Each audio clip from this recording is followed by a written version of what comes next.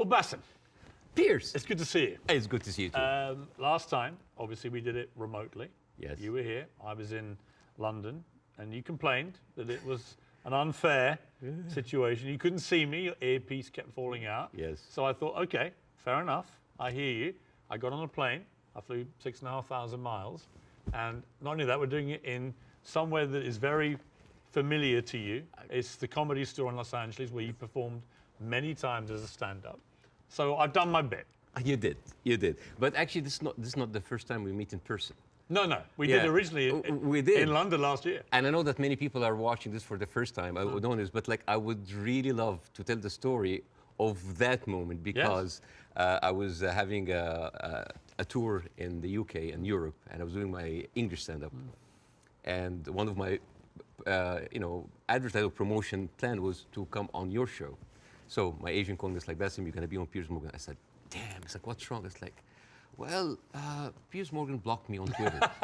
I did. And he said, like, what did you do? I said, well, during January 6th, the insurrection, you tweeted something about it. And I was so angry at what's happening. And I remember you having you and Donald Trump in a picture. And I said the guy who had Donald Trump with him, whatever. And then I used like very harsh words. And of course, you blocked me.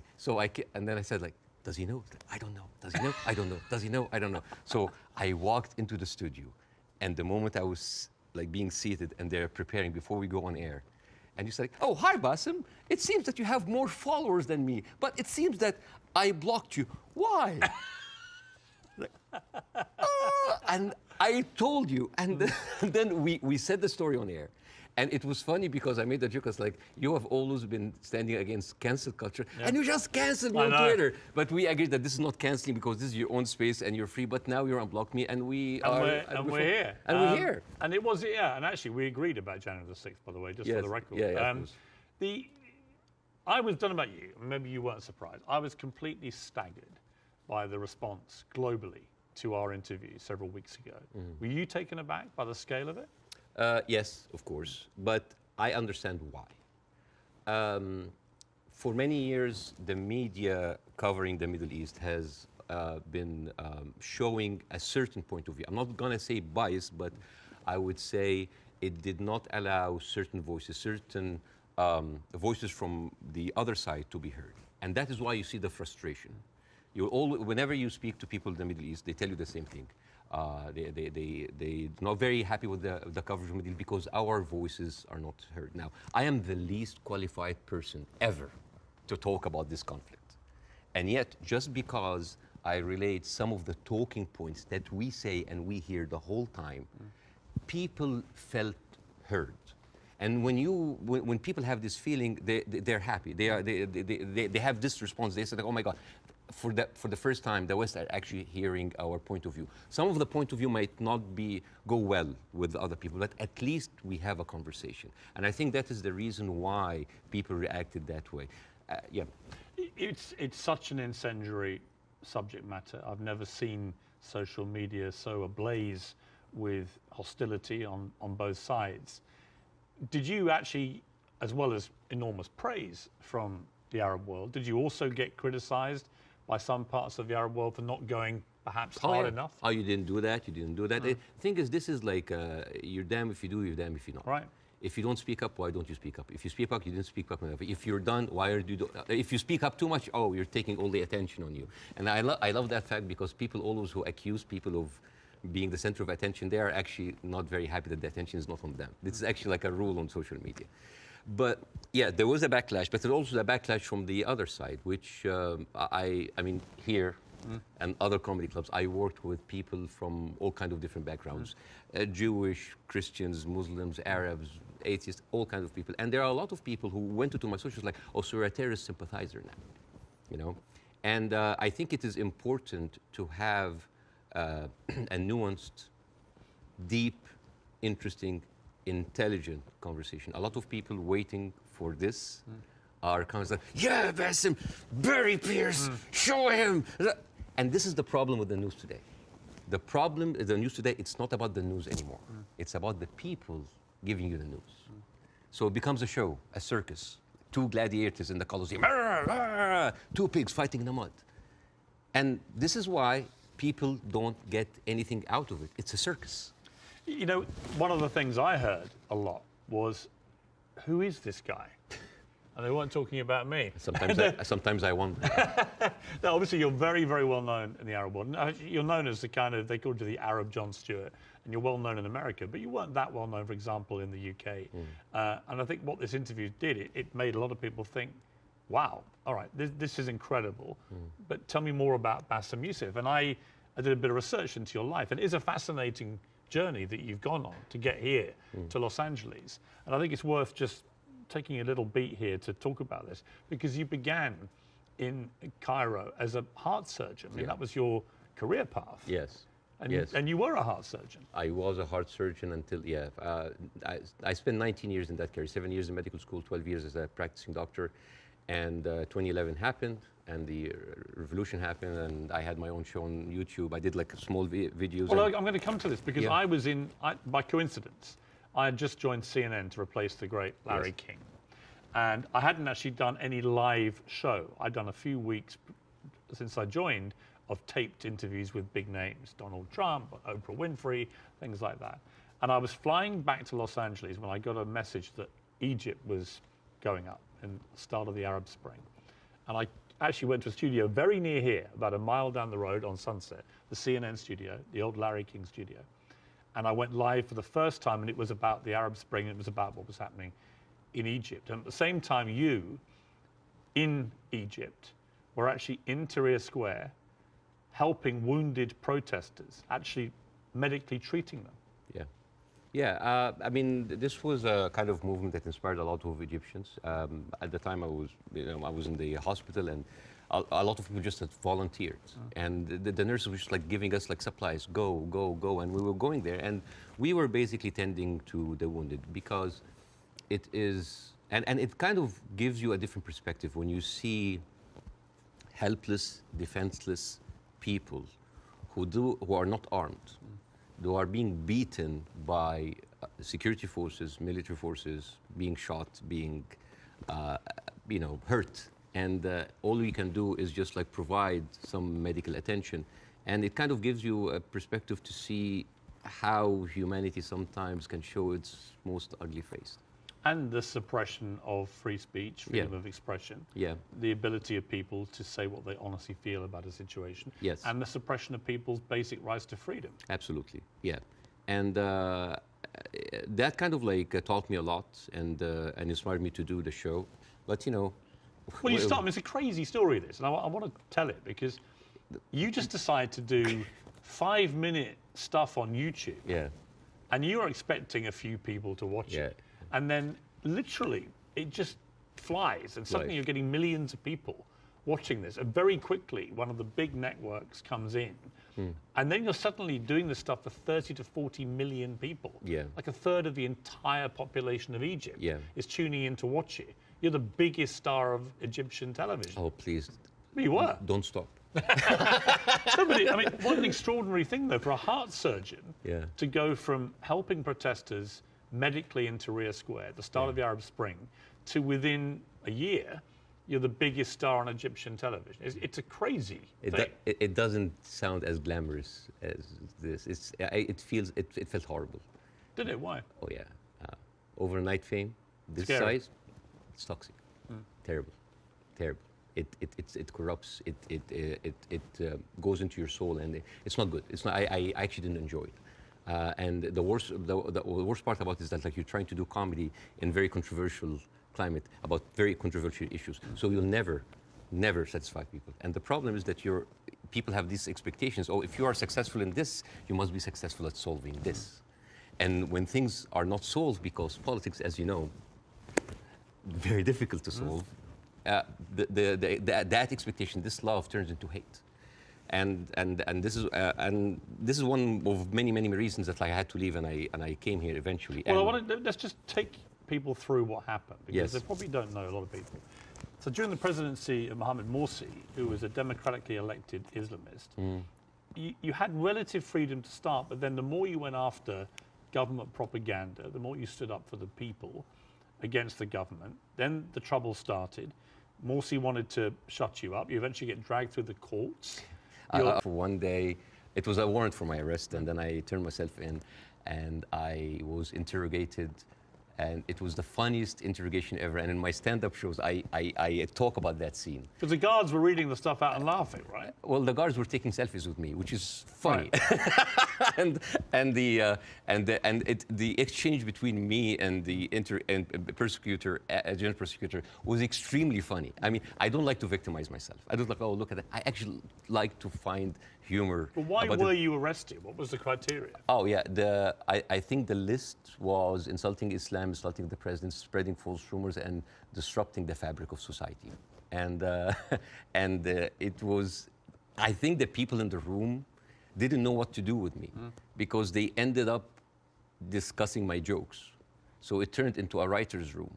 And I was kind of like, how do you think we make this funnier? And it was the funniest exchange ever. And after 6 hours, I was let go. And was it scary though at the same time that suddenly the machinery was getting a grip of you? Because it was to get a lot scarier. But was it in that moment when you first got arrested, you thought, I'm being arrested for breaching my freedom of speech, right? For some reason, I just like went with the flow. I went to the interrogation wearing the big hat. I went to the show. It was just, I just wanted this to be a farce because I just like, you're really coming after the comedian. And I just tried to enjoy myself, but deep inside I was dying. Well, you actually, it gets serious enough where you may have died because actually Morsi gets, of course, deposed. In comes General El-Sisi in a coup, a military coup, and he doesn't find satire a laughing matter, particularly when the jokes are about him. You get blocked. They literally block your show from airing. I aired one episode, and it's interesting. This is a very interesting story because the first episode that was aired after the removal in the Muslim Brotherhood, everybody was waiting to see what I would say. Because by that time, all of the Islamic channels that were, I mean, like me and Islamic channel, like it's like they had 5 channels and they were like me and them going like that. They had like 5 channels that have only 1 hour a week. And then they were removed. And then a lot of the other dissident voices were also being shut down. Now, people are waiting. What will Basim say? And on the day that the show aired, the next day I went out and everybody's like, good, at least somebody is speaking. It was a very controversial episode. Nobody liked it. And yet everybody liked it because people said like, you're supporting the coup. No, you're the Muslim Brotherhood. Everybody accused me of something. All I did in that episode was just being a mirror of what is happening in the street and showing them how ridiculous it is. You didn't take a fixed position. Well, my position, depending on what's your position? What did you intend your position to? My position was to show the ridiculousness of how the people now was like, oh, we got rid of Islamic fascism, but we are heading towards another fascism. There was a song that I did that was very controversial. People, and it's very funny, the pro-Muslim Brotherhood thought that this is a disrespect to the people who died. And on the other side, the people said that this is a disrespect to the army. And when you manage to offend everybody, you know you're right. Yes. And then the people in the middle, it's like, oh, you weren't tough enough. And I was told, that's like, why didn't you go after? The ceiling of freedom just went down. And I was just like, it is very difficult to go against an authority that was very popular at the time. And especially a military authority with a lot of experience of weaponizing these situations. Yeah. You had death threats. People would always choose, most of the time, they will always choose the military form rather than the religious form because they kind of like, at least they are not infringing on my personal freedom. Not yet. But you had threats on your life, didn't you? Oh, all the time. I don't talk about that because like I have been having death threats like never stopped since 2011. Never stopped. Have they continued since our last interview? Oh yeah, they never stopped. People threatening to kill you? All the time. Why? For what reason? Oh, for just saying something that they don't like. Oh, because you are against Egypt, you're against Islam, you're against our president, you're against God. It never stops. It never stops. It doesn't bother you? I mean, if you die, you die. You know? If you die, you die. I mean, since when, whatever, like, no bodyguards deflected a bullet, you know, maybe the guy who was with Ronald Reagan. But Yeah. I think it's like whatever happened. Even like at a certain point, I actually had like private security. And then I told them I can't. I cannot live like that. If that's my destiny, if I die, I'll just die. You end up with your lawyer saying you got to get out of here. You got to get out of Egypt. It's Yeah. getting too dangerous. Yeah. Something bad's going to happen. You're going to Yeah. get arrested again and probably thrown in jail, or someone's going to try and kill you. And you flee to Dubai, and then you end up here in America. Yes. Was that always the plan, to eventually come to America, or was it expediency because of what happened? Well, it's funny that you said that because I visited the United States after the first year of my show. And a doctor that's there, an Egyptian doctor has been there for a while. I said, listen, Bاسم, you are very visible in the media, and I think you can use that to apply for a green card as a special talent. And I did.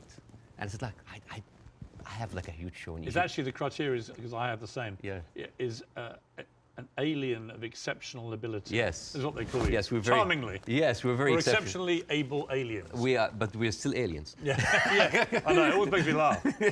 Like, you can come here, but you are an You're alien. an alien, but you're exceptional. Yeah. And I just applied for it, and I got it. I got the time 100 that helped both from my application. I said, maybe I'm not going to use it. And then when that happens, ooh, the green card came handy. So a lot of people think that I'm here on asylum. I'm not. It was just a strike of luck. You now do stand-up, and you've done it for 5 years, and fascinatingly, you do some of it for an Arab audience. You have a whole show in Arabic and an English-speaking yes. version. Yes. And they're probably very different, right? Totally because different. Different sensibilities, different humor, Yeah. different crowds, Yes. different expectation. Yes, well, the Arab audience come to my show, they expect that's going to be another version of my show that I did in Egypt. And I said, no, it's my personal story. And that when the Arabs come to my English shows, like they think it's like an English version of their shows. Like, no, it's a different story. Even then, this weekend, right before I met you, because of our interview, I sold out Arizona. Really? Yes. And I stood, and the first thing I said, like, who here came because of the Mورgan show? I was like, I was like, boy, you're gonna be disappointed because this is not about that. But isn't that amazing? I mean, Yeah. that shows the power of that interview. Yeah. Resonating even in Arizona here. Amazing. Yeah, because I don't want to succeed just because of a trending moment of time. It is the same show that I've been working and perfecting, and like any stand-up comedian in the United States, your dream is what? Is to sell your special to platforms like Netflix or HBO, and you want to get there. Because for me, that was like a rebirth. Because I thought like everything was lost. I came here, I had nothing.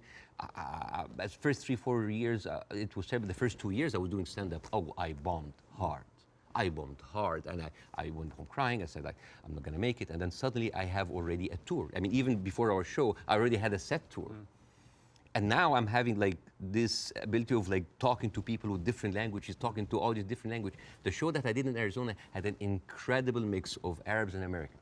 Amazing. And they came here and they completely, and there a lot of them came, they were Palestinians. And they came with like the Palestinian flags and the keffiyeh, and they thought, it's like, guys, it's like the way, laughter, being good at your job is in its way a way of resistance. Because when you laugh, when you show people that, hey, we have Arab people here, and they are, by the Arabs and Palestinian population in Arizona, one of the most established population in the United States. Arabs in the United States in general, they are like professionals, doctors, engineers, professors. Even the Uber drivers, they are probably were like an engineer or someone very established there, but he had to have like a step down in order to come here and survive. So, I mean, we hardly come find like illegal aliens here or people like came in that were not qualified. So, and this is the problem this is why the reason people were very happy of our interview, because because part of the hate on both sides is that we see the news from a different perspective. And people here see the news from another perspective. And everybody's like, why are those people reacting like this? Because they don't see what the other person sees. And I hope in that interview that we can bridge that gap. Yes. Before we, can I Yes. show? Okay, so this is a gift from me and my wife. This is olive oil from the West Bank. Ah, Whenever I go to Jordan a lot, but my wife also like, ask for the oil from the West Bank. it's very good. It is the best oil ever. And the thing is, the olive trees, they survive up to 600 years. And they are passed from one generation to the other. And it is like a family heritage. And the way that you do it, so this is za'atar. Za'atar is basically thyme, and you add to it sesame and a bunch of herbs. And the way that you eat that, you take like a piece of bread. We don't have to do it now, maybe at the end of the interview. Yeah, we'll do it, yeah. And you soak it a little bit in the oil, and then you take the za'atar. And I'll demonstrate here. Chuk, chuk, chuk. And then here.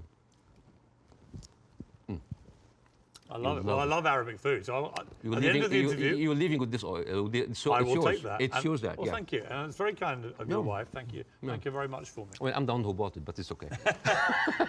Obviously, you started the last interview with, I mean, I would argue savagely dark humour involving your wife. How you've been trying to kill her, and she was using your kids as human shields and stuff. And I'll be honest And I'm with you. still trying to. But you know what? When I failed, you know what I did? I went out to the house and I just like randomly slapped other neighbors.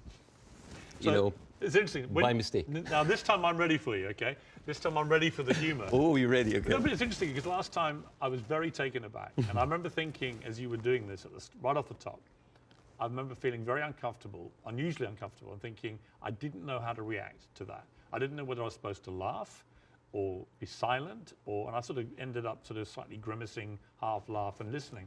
And then I realised it was very powerful what you were doing. It was satirical, but it was savagely satirical and extremely effective. And that's why I think the interview did so well. But I'm not going to pretend that I found it easy to listen to it or to react to it, because I didn't. You know why? Because all I did was just take the talking points that's been in the media, not just for after October 7th, all through the conflict. It's always like, we need to kill it. All right. You need to kill 5? No, kill 10. You need to kill some? No, kill all. This is what satire does. It take reality, flip it on its head, exaggerate it, and then you can see how sometimes very uncomfortable and even sometimes stupid that sounds.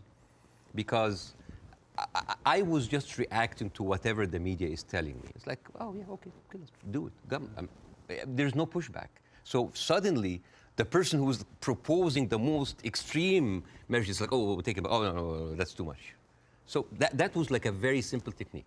I just took the talking point and just exaggerated it. It was devastatingly effective, I think. Yeah.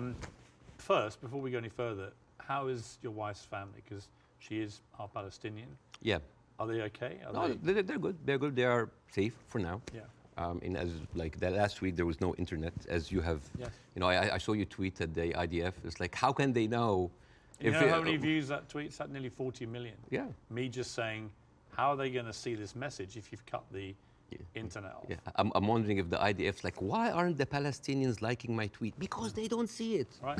No, but I thought that was a perfectly correct assessment of it. Yeah. But the reaction to that tweet I did was enormous, as everything is in this thing. And I had a lot of people say, finally, Piers, you get it, right? Finally, you get it. And I wanted to say, listen, I'm trying to reach a place where I get this, but it's an incredibly complicated issue for someone who is not Arabic or Jewish to poke their head into. And I've had to cover it as a journalist for a long, long time. I think I said to you before that I was editor of the Daily Mirror in England when we opposed the Iraq War, for example. So, you know, I have taken stands on this thing. On this one, I find, and I'm going to be completely straight with you, I discussed this with Jordan Peterson this week, and he did a pretty incendiary tweet in which he said, give them hell, Netanyahu, enough is enough. And he was actually very self-reflective about that in the interview we did this week, where he later issued a 20-minute video, because he said sometimes a one-line tweet can be unnecessarily inflammatory to people. Much better to take time to explain it. Here's where I've got to with this conflict now. I viewed what happened on October the 7th as an absolutely appalling atrocity, a terror attack of unimaginable horror. And I absolutely think that Israel has a right to defend itself from the people who committed it, Hamas. And I've questioned for the last 3-4 weeks, what is a proportionate response? And I have said repeatedly, I don't know the answer. I want people who have a view to have a view about that. And I'll ask you again, about where you think we are with this. I also acknowledge that Hamas live amongst civilian population in Gaza, and therefore if you do what the Israelis are currently doing, which is a ground offensive into Gaza, a lot of civilians are going to get killed. And at what point does that become disproportionate or even illegal? And I don't know the answers to those questions. And I have a moral quandary because my instinct is to say that Israel has no choice but to respond to what happened in a very forceful manner. I understand why they want to eliminate Hamas altogether. I understand that if they feel they can, then perhaps we can move to a two-state solution or peace or whatever it may be, although I don't think Netanyahu will ever be the person to do that. But the moral question for me is, at what point does this become disproportionate? And when you see thousands of children being killed in Gaza, it fills me with utter horror. And then people say, well, do you condemn it? And I find it very easy to condemn Israel turning off the water, Israel turning off the power. I think it's ridiculous that Israel should have that power over millions of people who are not part of their country. I think it's terrible what's happening in the West Bank with the settlers. I think that the stuff there is completely easy to condemn. But can I, hand on heart, condemn Israel trying to destroy Hamas after what they did on October the 7th? That is where I'm struggling to find myself saying I condemn it, because I believe that they are right to try and destroy Hamas. Now, what do you feel about my moral quandary? Well, there's a lot of points, very lot, and I think this will kind of like lay the ground rules for that interview. There is the whole thing about like Israel right to defend itself, the condemnation. First of all, let's start with condemnation. Yes. You want my opinion? Yes. Condemning Hamas or condemning Israel? Yes. Completely useless. Completely useless. Why? I condemn Hamas, you condemn Israel, interview is over. What happened? Nothing. It is just checkpoint, like morality checkpoints. But I've interviewed a lot of pro-Palestinians, for example, some of whom will immediately say, I unreservedly condemn the terror attacks of October the 7th, and then go on to criticize Israel. And I think that's it's a position I can completely respect. Yeah. But I find it much harder to respect a pro-Palestinian guest on my show if they simply resolutely refuse to say that they can condemn the terror attacks. Yes. I find that less worthy of respect. But you see, this is the problem with the news. We go into the circular motion of the same answer.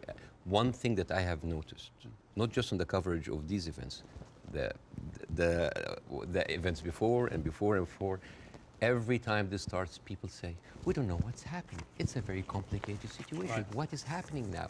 And for me, as a viewer, if a conflict that's been there for 75 years and the media with all this technology has been covering it and we hear the same exact words, we don't know what's happening. It's complicated. It's a very complex, that is a failure of the media apparatus.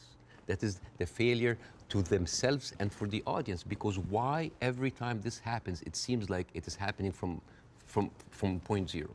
And I think to help understand that, I will get to the October 7th. I will get to the condemnation. I will get to the self-defense. But I think maybe we can we have like all the time in the world, and we can discuss, this interview could be a bookmark, landmark for maybe looking at that conflict in a deeper way that nobody had gone there before. We have the views, we have people waiting. Yes. You know, as I said, I'm the least qualified to discuss that, but it's an opportunity to use it. I'm not massively well qualified myself. Yeah, both of us. I mean, look at us. I'm an Irish Catholic. I mean, right? look at us. Yeah, two privileged people. One white, one white wannabe, discussing the most complex conflict of our history. But I want to start in a totally different area. I want to start with anti-Semitism. Yes. I think it's an important issue. Yes. I think there is a rise of anti-Semitism in the world, and I think this is very dangerous. And I, as a Muslim who has been through events where there were terrorist attacks somewhere, and that reflects on us, I can completely feel that. Since what happened, I had text message from the Jewish friends, are you okay? Are wife's family okay? And I was texting them, are you okay? And I think it is very important to agree on the language, because the word anti-Semite has been used and abused, and most of the time not for the good interest of the Jewish people. Because the first 2 days of the coverage, I watched the news, and there was a lot of protest that was led by Jewish Voice for Peace, and they were led by people who opposed the Israeli attack on the civilians. And I remember quite well, many of the Republican representatives in Congress came out and they were calling these the global intifada, the global jihad. I love it when they say jihad. They sound like a horse. Jihad. It's very funny. Or they say like, these are, and I quote, Iranian-backed jihadists. And I said, wait a minute, but most of those people are Jewish. Those people who took over the Capitol, the same people who took over Central Station in New York, which is known as the biggest civil disobedience event in America in the last 2 decades, they were all Jewish. And then I find Nikki Haley saying anti-Zionism equals anti-Semitism. And then I remember it's like, oh, Jewish people in America are saddled by the fact that they are not citizens of America or citizens of the world, but they are citizens of Israel, and they have to back Israel in whatever they do. And these are not my words; these are the words of Jon Stewart. He went out and he said it is very, very important to divide these two. And what is very, very interesting. Would you compare that on that specific point to the way that people try and say all Palestinians are responsible and accountable for what Hamas do? Yes, yeah. In other words, I think you can be very critical of Israeli government and their policies and Benjamin Netanyahu and the politicians, but that doesn't mean that you have to take that criticism to innocent Israelis who may have exactly the same criticism themselves. And this is why it is very important to have these kind of discussions, because the saddest thing that I saw is the people that were in so much support of Israel are anti-Semite themselves. MTG, Marjorie Taylor Greene, you know, she said like, oh, I send my aides, and they took pictures of the protesters. Basically, she's surveilling protesters. And Marjorie Taylor Greene is very known for a very famous post in 2018 where she blamed the California fires on a Jewish space laser gun. Do you remember that? Do you remember that? It's just like, oh, they were burned because Jewish investors, Rothschild and Feinstein, anything that ends with Stein, because that's, of course, sounds Jewish, they put a satellite and shooting laser beams to... It's possible. And not just her. You have Steve Skoulas, thank you so much. He is now the Speaker of the House, and he has been invited before for an organization that was funded by David Duke, the founder of the KKK. You have Kevin McCarthy, who is the former minority speaker, leader of the Republican Party in the House, and he accused Jewish billionaires of rigging the midterm. So how come those people are accusing us of anti-Semites? So here's the thing. So let's go to the equation that Nikki Haley put on Twitter. Anti-Zionism equals anti-Semitism. No, it is true. People who hate Jews, they're also anti-Zionists. It is true.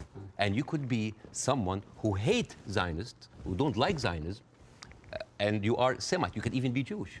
And guess what? You could be a Zionist, like those people, supporting Israel, and at the same time you hate the Jews, because the chant, Jews will not replace us, these echoed in Charlottesville. It did not echo in Gaza. I mean, in Gaza they say worse stuff in between the bombing on their downtime. And these are the same people who are seen with Nick Fuentes, with Stephen Bannon. And you know what's most interesting? Trump had him for dinner at Mar-a-Lago. And all of those people are buddies with Benjamin Netanyahu. So how does this work? How does this work? And you know the people who speak against this, like Jon Stewart, like Bernie Sanders, like Naomi Klein, what do they call these people? What do they call them? Self-hating Jews. And you know what else now they call them? They call them capos. Capos. You know what's capos? Capos, basically these were the Jewish inmate in Auschwitz that were forced by the Nazis to stand as guards on their own inmates. You see how degrading this is. And this is the way to shut down conversation. Anti-Semite, Islamophobe, you hate America, you hate the military, you hate Egypt, war on Christmas. This is how you shut an environment that does not allow disagreement is not an environment made for Let me growth. a- It's an okay. environment made for control. Let me ask you this. Say, take the student protests in Yes, America, sir. Universities. I have no problem instinctively with students protesting. It's actually part of the DNA of being a student, right? But I do have a problem with two things. One, the protests that happened almost immediately after October the 7th, within hours, which were clearly, deeply, deliberately inflammatory and hurtful to Jewish people. Secondly, I have a real problem with the students who were beaming direct pro-Hamas slogans onto buildings on campuses in America. You know, I'm all for free speech, and I really am. The whole show is predicated on that.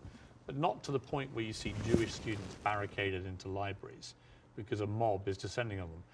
There is a distinction to me between people who are obviously overtly, I mean, there was a professor at Cornell University who was literally seen in public shouting how exhilarated he felt by the attacks of October the 7th. He still hasn't been fired, that guy.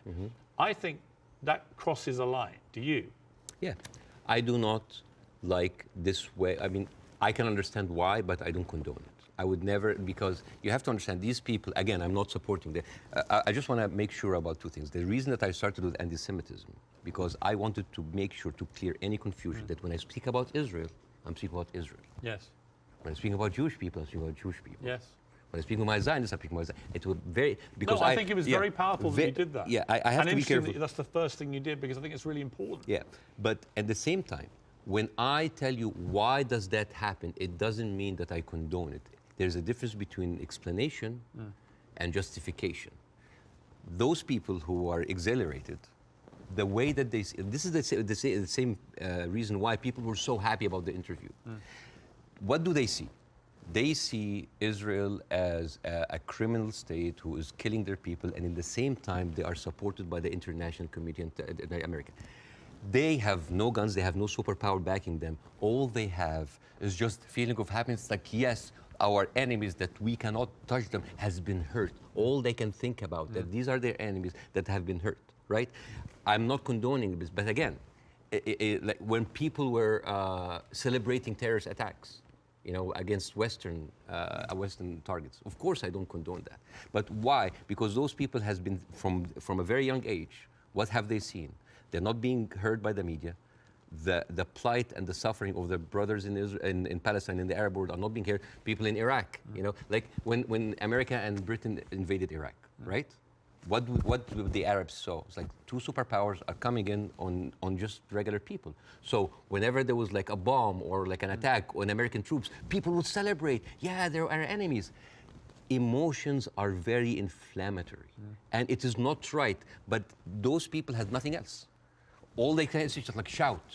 All they say is like to rejoice. It is not right. Again, I'm explaining why is this happening, because it's like, yeah, if I cannot get you, I'm just gonna scratch your eyes. I'm gonna scratch your eyes because you've been beating me all the time, and you have the whole international community backing you up, and all I can do is scream. Is it right? No. But it is understandable. Again, it's not the right thing. But no, it's not like understandable. It's like, oh, no. But again, it is an explanation. Now, hate. And again, this is another way why this has been magnified in the media so much. What does the Western audience see? They see people rejoicing for the death of innocent civilians in Israel. This is what have the Arabs seen for years on the Arab world. For example, if you look up Sidrot cinema, this is in 2014 when Israel was bombing Gaza as usual, and the Israelis in the Sidrot, the kibbutz or the settlement, they went on a hill and they had popcorn and they had drinks and they were like watching the show and they were cheering with every rocket coming down. This is what we see. Western people didn't see that. Well, somebody found a tweet actually of mine from 2014 in which I said, at what point does what Israel is currently doing to the Palestinian people become terrorism? And because I've always said, you know, I've spoken about this a lot over the years, and I've always tried to be extremely fair-minded, albeit nobody really wants you to be fair-minded. They want you to take a side. But that was clear that my thinking back then was that they were absolutely overstepping the mark. Absolutely. But again, to the point of rejoicing. No, I know what you mean. Yeah, but like if you, for example, Google the wedding of hate. This is like a Jewish wedding in Israel where they were celebrating the arsons and the burning of Palestinians.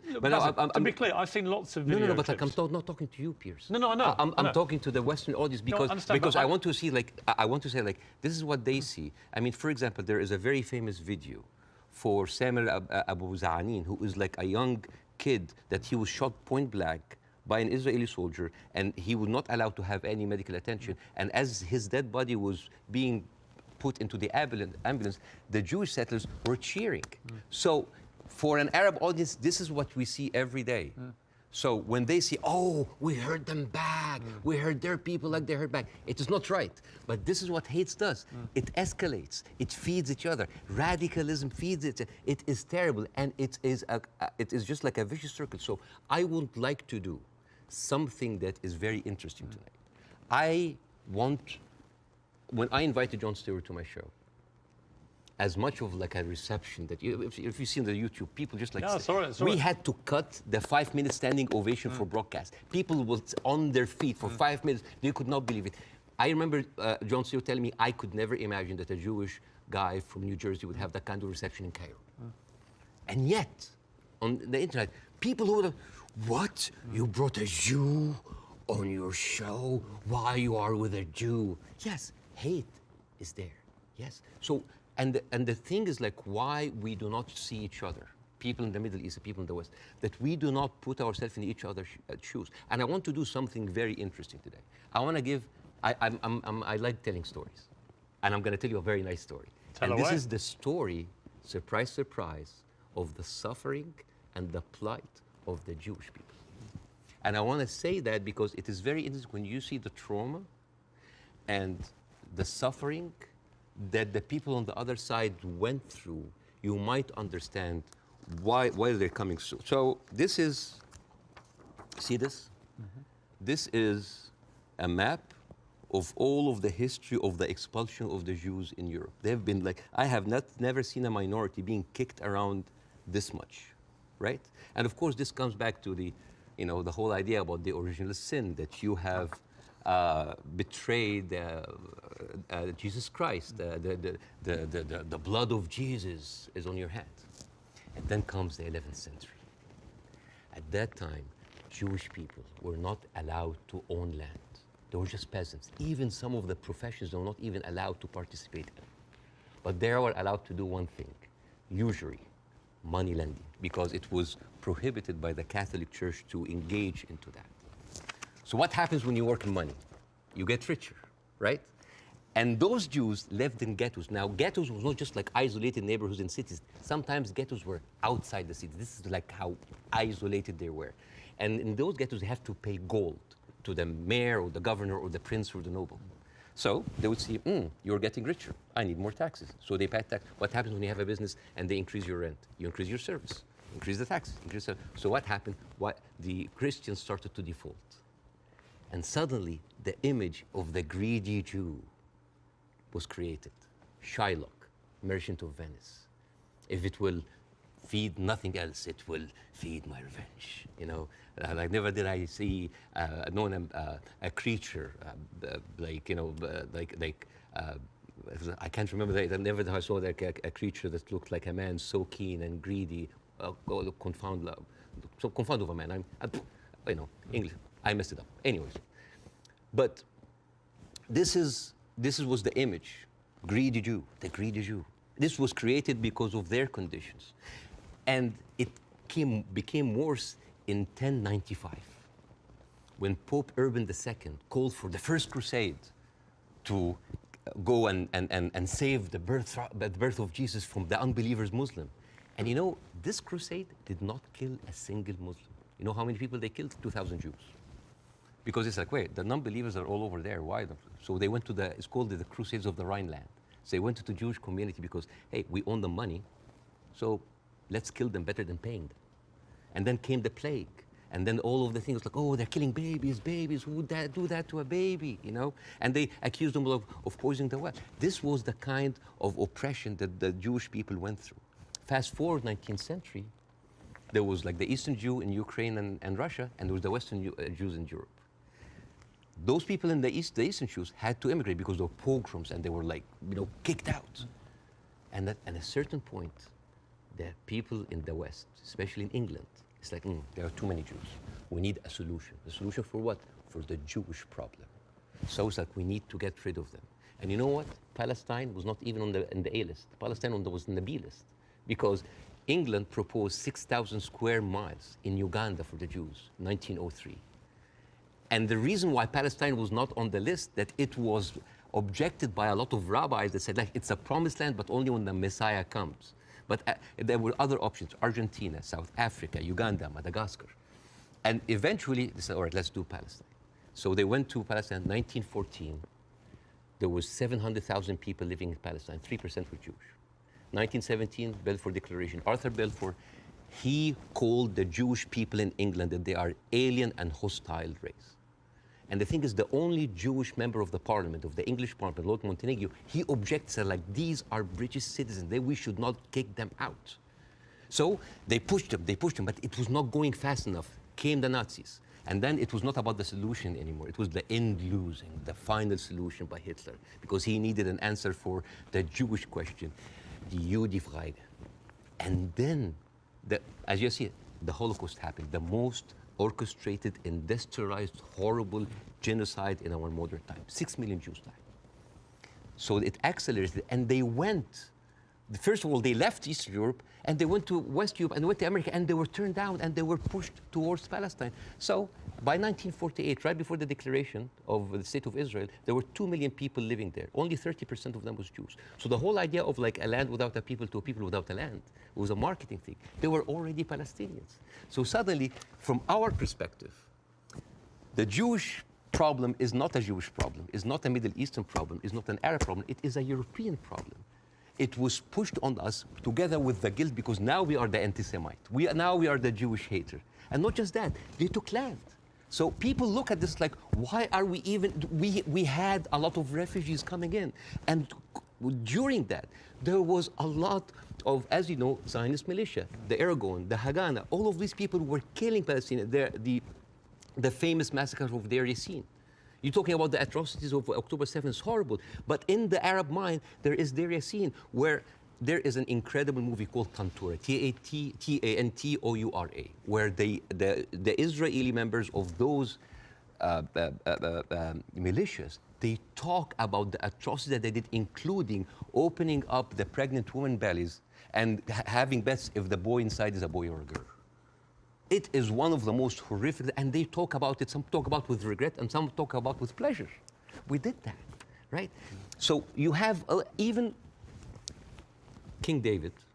I think your Prime Minister, Mr. Sunak, was there. And if I was British, I would question this. Because as you know, King David was bombed by the Aragon militias.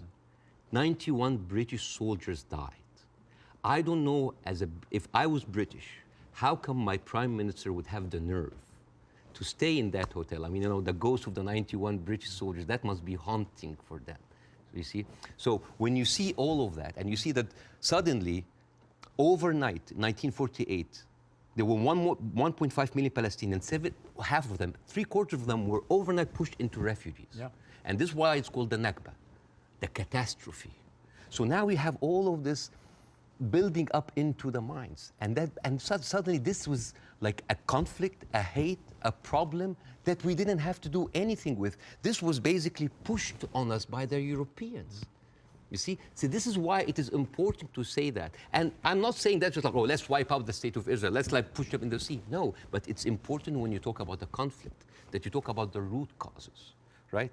No, there was like a vibrant Palestinian culture happening over there. And right now they are erasing this culture. Suddenly I'm thinking of like Israeli feta cheese, Israeli hummus. Oh, that's an insult. Israeli hummus. Come on. I mean, take the land, but leave the hummus, man. I mean, come on. I mean, that's not fair. You are someone who's always spoken against culture, cancel culture.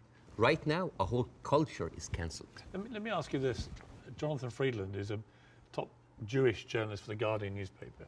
He wrote a very interesting column last week in which he said, at the root of all this, you could argue you have two sets of people with just cause, and they believe passionately in their just cause. and he was sort of advising people not to take sides unless you really understand the history. Would you agree with that? Would you agree that both sides have legitimate just cause? Not with the methodology that's, Bاسم, you've given an extremely detailed analysis of the build-up to what happened in 48. To me, it's pretty clear 700, 800,000 Palestinians were displaced from their overnight homes, and it should never have happened. And that has been absolutely, I think, the root cause for so much resentment. But can you, at the heart of this debate, agree with Jonathan that you could argue there's just cause on both sides? There is a cause on both sides, but I'm walking on a tightrope here because I'm not a Palestinian. Yeah. But from the Palestinian point of view, there's a lot of people. I mean, there are 2.2 million people living in Gaza. There are 3.5 million people living in the West Bank. There is 350,000 people living in East Jerusalem, and there is like 6 or 7 million people living outside. Those people, the Palestinians that were pushed out, they do not have the right to go back. Right now, if you meet Palestinians, you'll see them wearing a necklace with a key. That key is their house that they were kicked out from in Yafa and Haifa. You know, like my wife's family comes from Ramla, which is 50 miles from Gaza. And according to the law, those people have absolutely no right to go back. Even if you are a Palestinian with an American passport, they give you hell in order to go in. And yet, a Jewish person born anywhere in the world, born in Poland, born in Ukraine, no question asked, he can jump on a plane, land in Israel, and get the Israeli citizen and take a house that most probably belonged to a Palestinian. So it is not just like it is an ongoing injustice that has been happening. Now, I mean, where would you criticize, if you're being fair-minded, where would you criticize from 48 onwards the behavior of the Arab side? well, put yourself in the Arab side. At 1948, you constituted 70% of the population. Suddenly, the UN is giving you 48% of the land, right?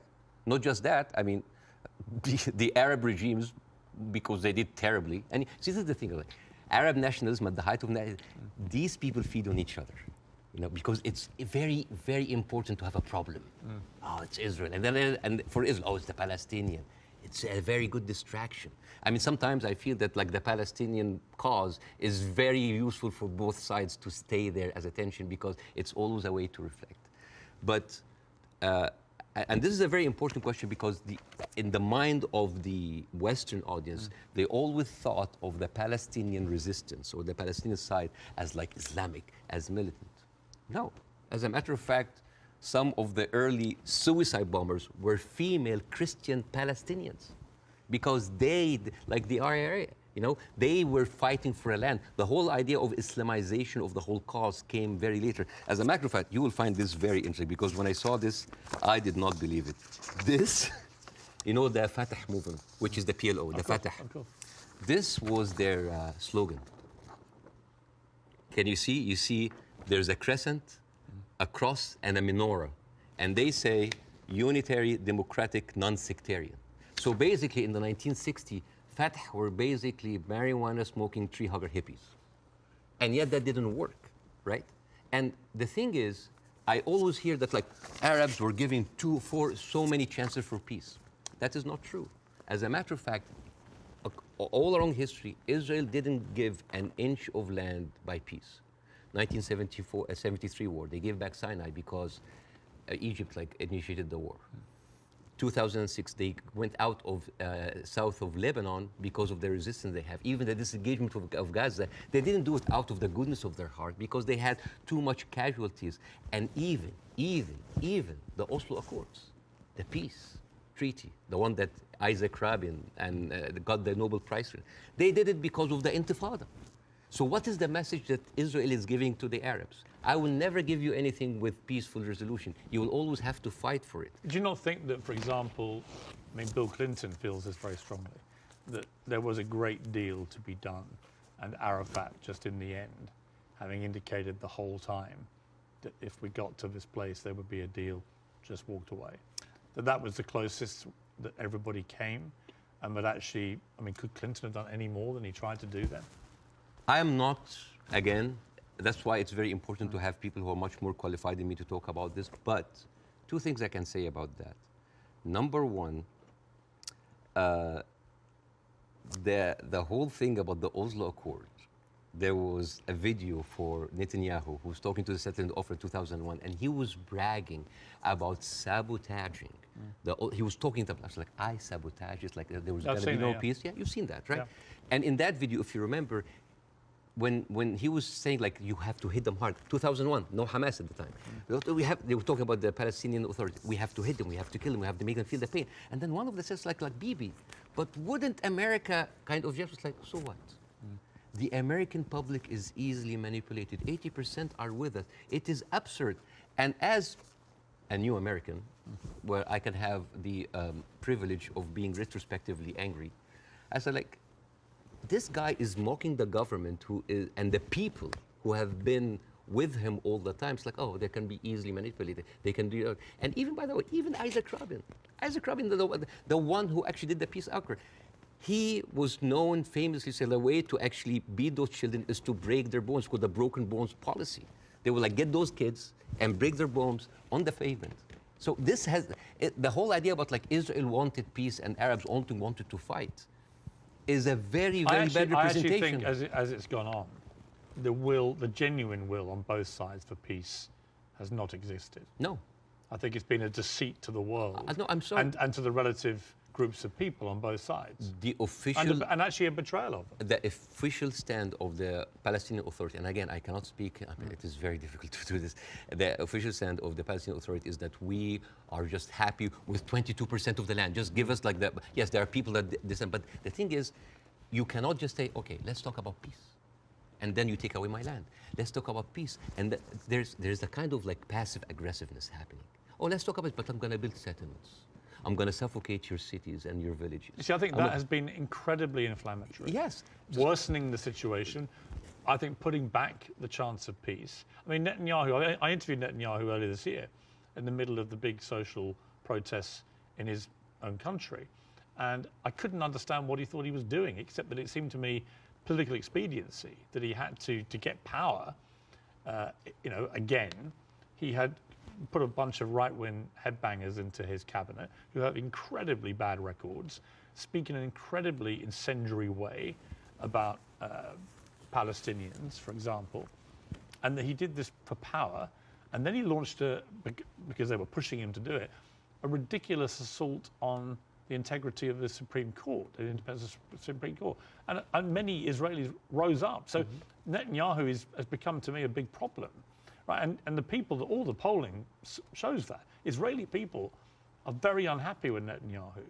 I don't think he's ever going to actually want to forge peace. And in fact, I think he was instrumental with Hamas in wanting to keep them in power, because he felt that that would create the split with the Palestinians, with two political groups, and that would be good for Israel. And it was leaked in a Likud conference in 2019 that he was bragging about giving Hamas money because this is a way that we can keep Palestinians divided, and yet so we'll never have one. So this is a guy who was... But look, we can agree about Netanyahu, I think. No, right? But not just Netanyahu.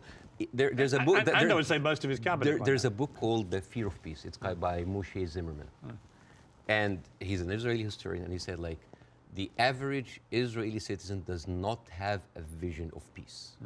Because for 70 years, this is a country that has been, the war has been going on for, they have been expanding because of war, the military is taking over, so the whole idea of peace is not even there. It's not just Netanyahu, like you have, I remember you have interviewed Naftali Bennett. Yes. And I think you tweeted that like that was like a very kind of reasonable take.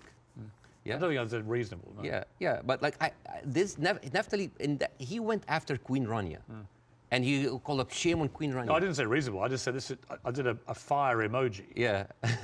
Yeah. I just said what he was saying. Yeah. I mean, I was going to ask you about Queen Rania, and let's ask about since you've raised it, because Queen Rania accused the West of a glaring double standard. She said, "This is the first time in modern history there's such human suffering, and the world is not even calling for a ceasefire. So the silence is deafening, and to many in our region, it makes the Western world complicit." Now, other people said, well, okay, if you feel that strongly, why aren't you taking in any Palestinians? Why is Egypt not taking Palestinians? Why does the Arab world want to constantly attack Israel without actually offering any place to go for the Palestinians. And what do you say to that? That is exactly what Israel wants. And that is exactly what might actually starts Third War III. This is the war solution. These are their lands. And then suddenly take them. Why? So they've been basically kicked around from their homes. And now another country should take them? You see what will happen? Imagine this. Now, and because Israeli official has been talking openly about this. It's like, why don't they just go in Sinai? Why they go? You know what would happen? Those people are going to be pushed in Sinai. And with any population, 2 million people, they are living in refugee camp. What do you think will happen? Unrest, chaos. And then after a few years, the Western media will come with their cameras like, oh, look at those Arabs. Oh, they're killing each other. Oh, Israel is good that they got rid of them. And then they will go to the West Bank. And suddenly those 3.5 million people push into Jordan. The whole idea, why does Jordan take them? Why does Egypt take them? The same question. Europe has 44 countries. Why don't they take Israel? America has 50 states. Why don't they give them Florida? I mean, we seem to complain about Florida the whole time. Why don't they just like give Israel? The whole idea was like, oh, you're Arabs, you're all the same. No, no, no. Because what will happen then? So Israel will move into Jordan? That's like, oh, Saudi, why don't you take the Jordanian? So This is not a solution. This is not a solution. Bاسم, I hear you. I'm not taking a position either way. Let me ask you directly. But I want to say something about what Queen Radia said. Okay. The whole idea about like the West. Yeah. I think that in 3 weeks, Israel morally corrupted the West like no other. I think the West will have a lot of time to recover because for years, the West has been telling us, oh, look, we're liberal. We're all about human rights. All are equal. Adopt our values. And then suddenly, well, you don't want to even to cease. We don't want to even tell Israel to stop.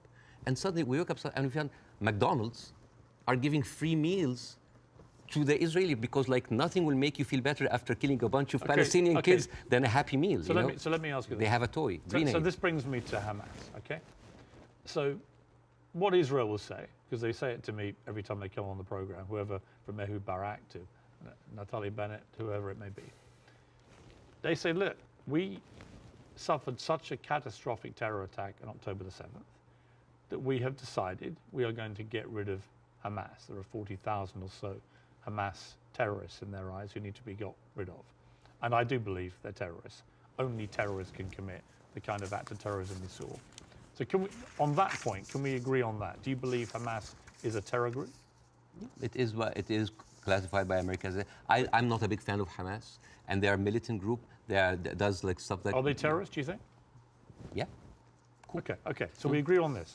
So you have 40,000 of them living in Gaza amongst the civilian population. If Israel has decided to eliminate a terror group, Hamas, as the world did with ISIS, for example, and I think there are a lot of parallels given the way they behaved on October the 7th to ISIS, how do you do it?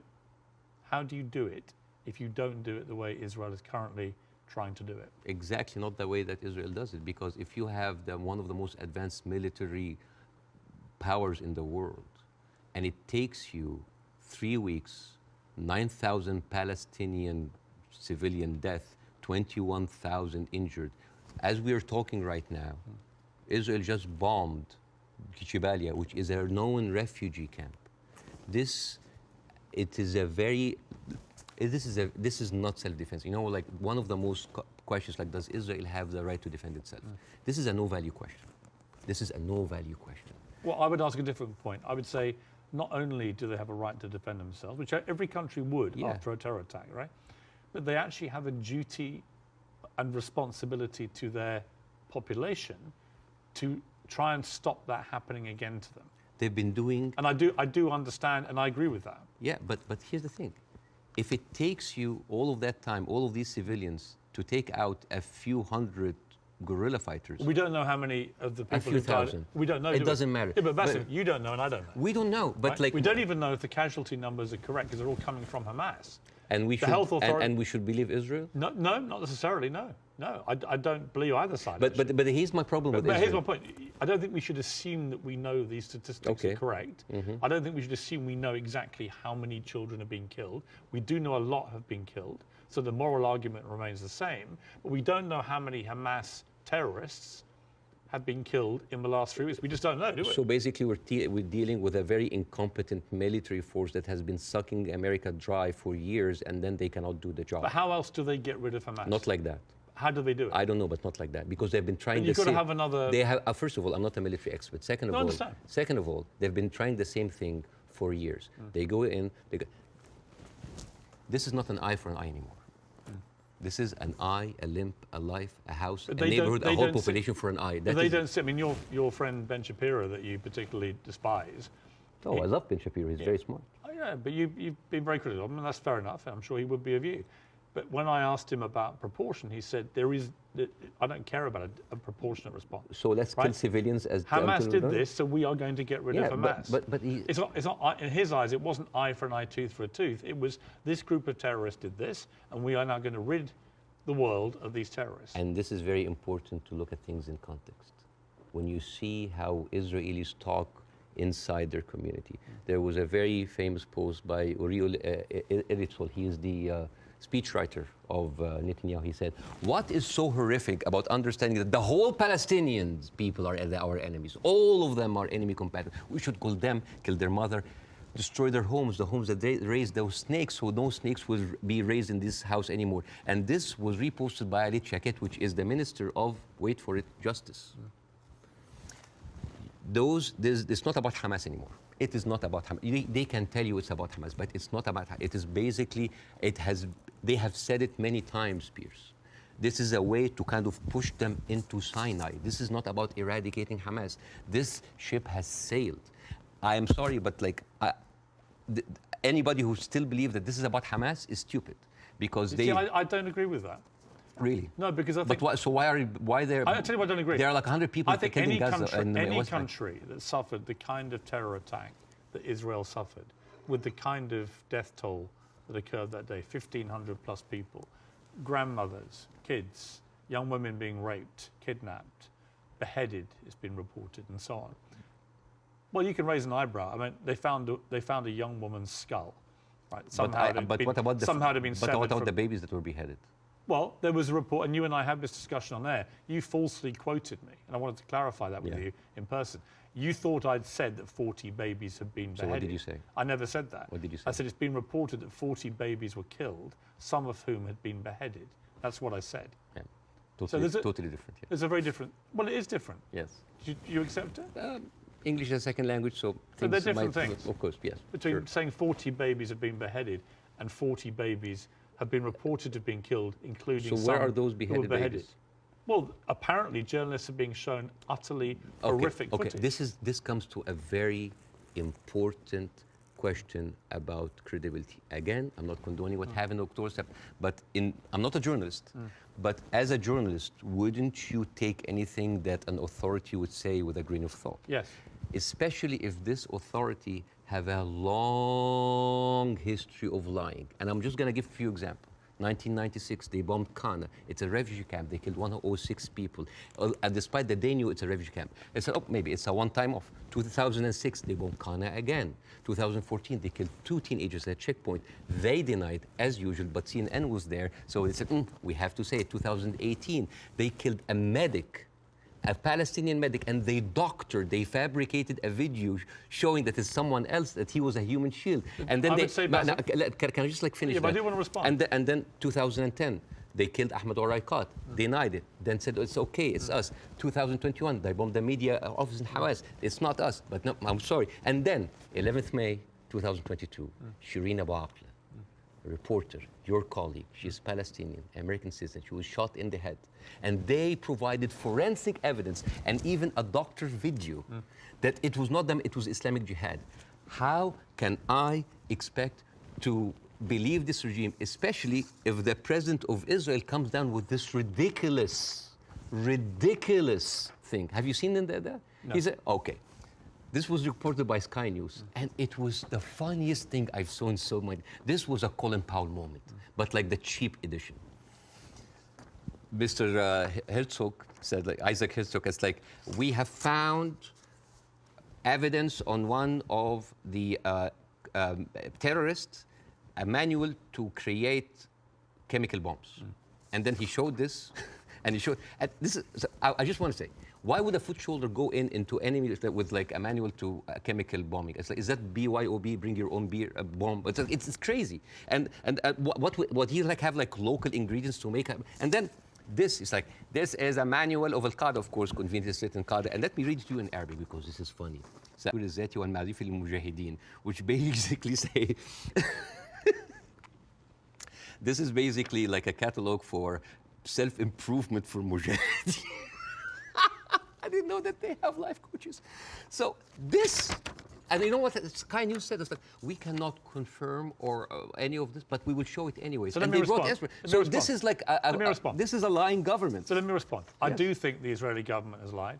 All the time. Right? I do think they've lied. I'm not going to dispute that. I do think they've been caught lying. I do think they've said things that turned out not to be true. I also think that 2 weeks ago, a hospital was bombed. Yes. And it was immediately... Who do you think did it? Well, I'm going to tell you what I think.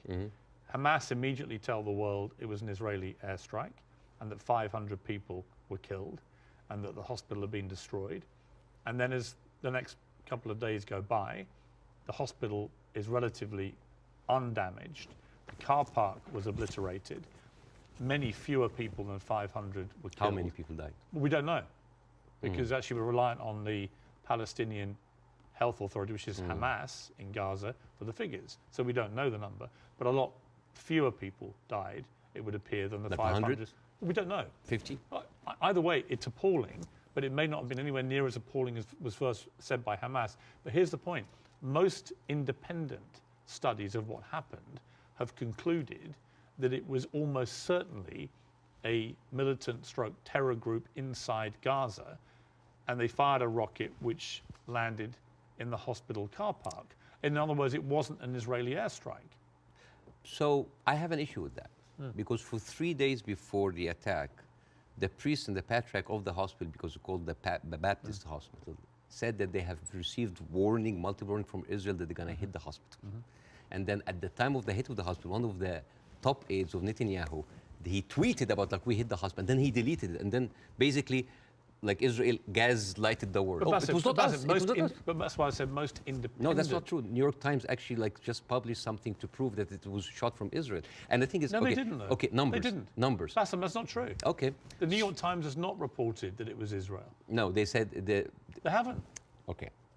That's not true. Over 10 years, Hamas launched 35,000 rockets into Israel. And many failed. They killed 69 people. And 25% military, only part of them were civilians. So over 10 years of 35,000 rockets, they killed 69 people. But in one strike, you want to tell me that these glorified firecrackers caused that kind of damage? Yes, it looks like they did, yeah. Okay. Yeah. And actually, it wasn't the damage that was reported by Hamas, who wanted people to believe it was an Israeli airstrike. So my point would be, I'm happy to concede that Israel government has lied about stuff over the years.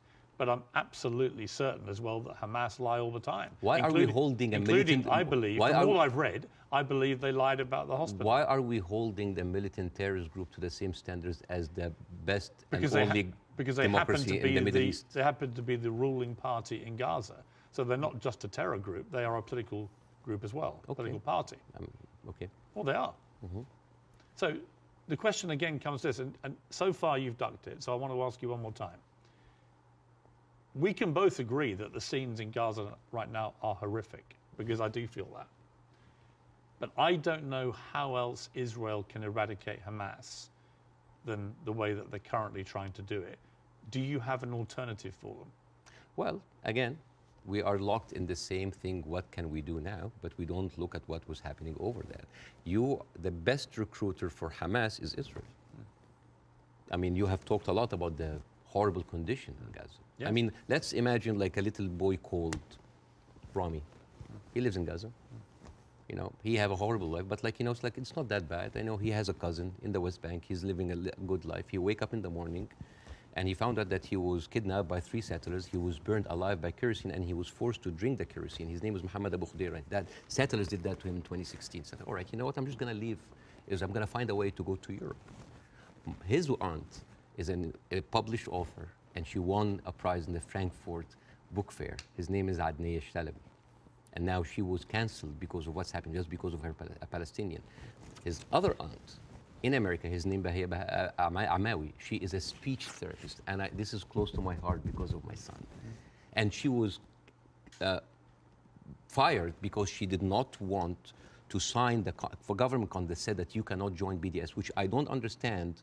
Why do people choosing to protest peacefully by not buying goods from a certain country? Why would the United States make that its own issue? So, and this guy, this Rami is being approached by like, oh, join Hamas, join us, let's go kill Israel. No, I don't want to kill. I'm going to live in Gaza. It's a life, but 97% of water is not good for human consumption. Half of the population are anemic. Even the is not being treated, and it goes into the shores of Israel. It's like, oh, those Palestinians. It's horrible. Yeah. So, and then he wakes up in the morning. He doesn't think about killing Jews the first thing in the morning. He thinks about being there at 5 o'clock and the first 50 people in the line for bread, because if he doesn't, he will miss the food for his family. And he goes back, and he finds a message saying that we are going to bomb your house. He comes back, he loses his whole family. Now, tell me, what is a proportionate response for that? I don't know. I don't know. You cannot create terrorism and then you. I don't know. You have. They have created this. I don't know is the answer.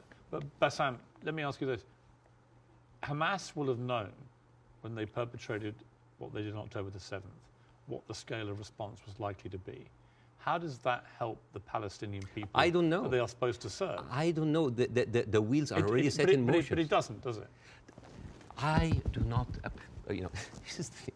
I feel sometimes that Hamas is with us in the room, that we are bringing Hamas. Who has the power in this equation? Who has the fourth largest and strongest military power? The whole idea about Israel, it's like, oh my God, the Arabs are going to destroy us. Look at the map. Well, hang on. Hang on. Hamas's stated goal is the eradication of Israel and the Jewish people. Yes. They make no pretense about it. They've made no attempt, unlike the Nazis who try to cover up their crimes. Absolutely. They've made no attempt to try and deny what they brazenly boasted about it. Yes. They are proud of what they did.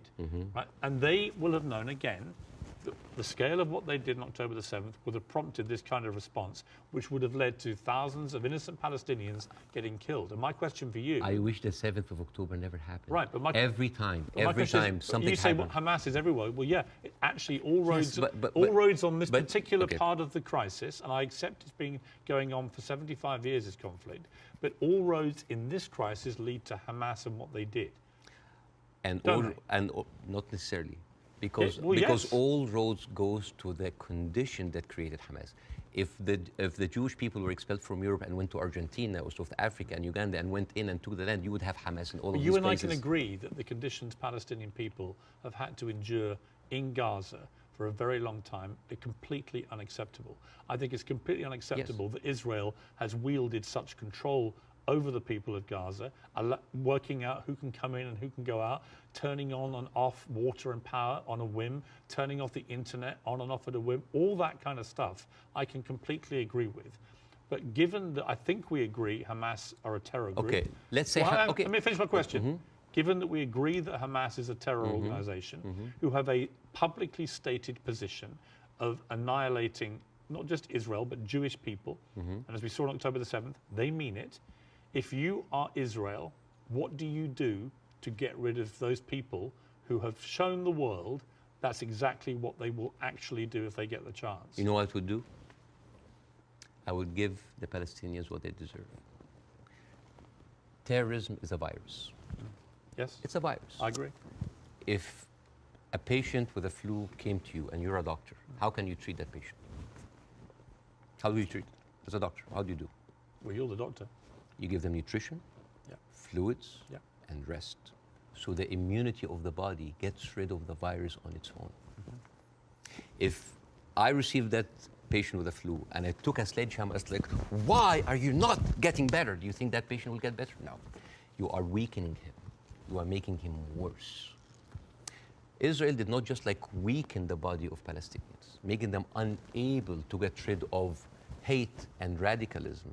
They have openly bolstered about helping and giving money to the same terrorist organization. So, I agree. I think Netanyahu is complicit in keeping Hamas in power because it suited him politically. yes, And I think you can't get away from that. yes. There's no question of that. But there's also no question that the Israeli government, led currently by him, has to stop Hamas from perpetrating another terror attack. And again, it comes down to this question. What do they do to get rid of Hamas if it's not what they're doing? I don't know. But like as an Israeli citizen listening to this, how come that my prime minister bragging about giving money to the terrorist group that he is using right now to eradicate a whole group of people and yet using them as an excuse? Isn't that weird? This is like but I can agree with this you is about like that. Tony Blair being like found like giving money to Al-Qaeda or ISIS and then going to fight them. How does this work? How does this work? I agree. How does this work? but listen, I agree with so you. yeah, it's a terrorist attack. And Israel is funding them. I mean, this is in the words of Benjamin. This is the thing about Benjamin Netanyahu. He brags about that stuff. So this is a circular question. Yeah, but yes, I agree with you. Hamas is to blame. Who created Hamas? Who's helping them? And who is allowing for an environment for that kind of hate and destruction of Jewish people to aspire? And the thing is, there's something very important to the Western audience here. They think that Israel is a small, tiny country between a hostile Arab countries. The biggest military power in the Arab world is Egypt. They have a peace treaty. Their neighbors, Jordan, they have a peace treaty. Saudi Arabia, Emirates, either like have like full relationship or like on the way of normalization. The only people that, even Syria is not like even like they didn't launch like a single bullet. The only two crutches that Israel is like Hezbollah and Hamas. A few militant, thousands of militant.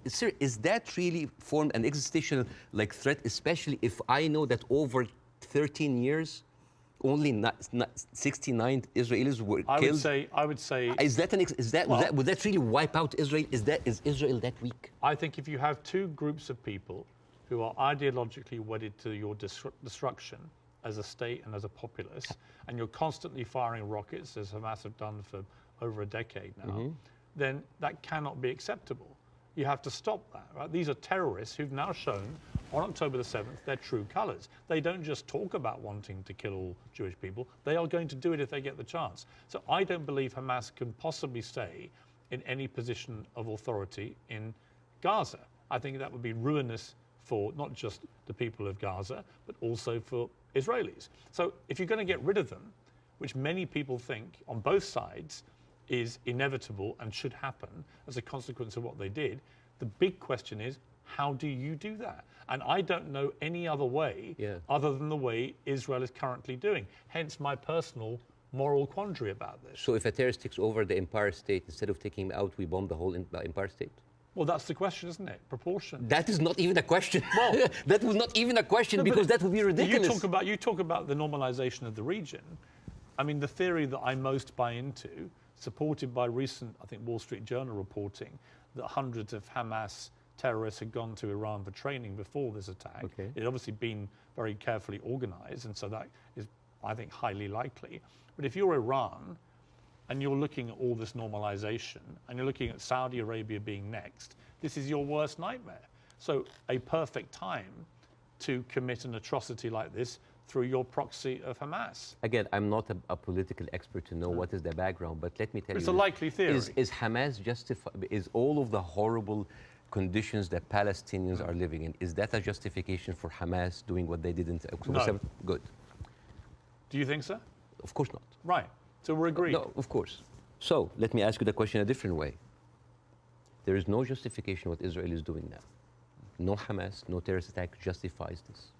Well, because you have been there. No, but that's you have been there. You have stood against the Iraq war. Yes. So that is too much. Yeah, but here's the you difference. are killing a whole population. No, here's the difference. I didn't stand against them for that reason. I stood against the Iraq war because I did not believe we had seen evidence that Saddam Hussein had weapons of mass destruction. So we were fighting a war against a country and a despotic leader which had nothing to do with 9/11, as they were trying to claim. It was actually a lie perpetrated on the world, and the consequences were disastrous. 1 million people died. I mean, over 150 British troops died. My brother served in Iraq and could have been one of them. You know, the whole thing was a fiasco, a deadly fiasco. It led to the rise of ISIS and all the hell that came with that. So, you know, yes, absolutely, I fought that campaign against that war, and I wish I'd been successful. But the singular difference here is no one is disputing, least of all the Hamas themselves, that they perpetrated this attack. And I believe Israel has a fundamental right and a duty to defend its people from them doing it again. So if we can agree on that as a principle of a country that's had that kind of attack and how you deal with it, the question then becomes, how do you eradicate the people who did it? And I just think, given the intense nature of the way the population exists in Gaza, very, very large numbers of people in confined places, and that is in itself unacceptable, and I will agree with you about all of that, and that has to be fixed longer term. But actually, if Hamas are everywhere there amongst these people, I just don't see any alternative to what they're doing. And I'm very happy to consider one. But I don't think you have one either. So if the Iraqis were actually, there was evidence that they were behind 9/11, would that still be okay to kill a million Iraqis? We have a parallel, which is Afghanistan. And in fact, I would say, but that raises a different question. So was the Afghanistan war just? I believe it was, in a way that Iraq wasn't. I believe that Afghanistan was harboring terrorists, Al-Qaeda. We know that they were training there. We know the Taliban were there. And we went in, we launched this war. It goes on and on and on. Huge bloodshed on both sides. And in the end, after a ridiculous overnight pullout by America and President Biden, the Taliban are back in charge and waging the same kind of medieval rule they waged before all this. So you've got two things. Was it justified to strike back at Afghanistan for harboring Al-Qaeda? I would say yes. Did the means in the end justify the war? You could argue no, actually, because actually you ended up with the Taliban back in charge. So they're two different things. And it may well be here, by the way, as I've said, that if Israel pursues this ground invasion, it backfires horribly. It leads to a much wider conflict involving many other people, possibly including Iran directly.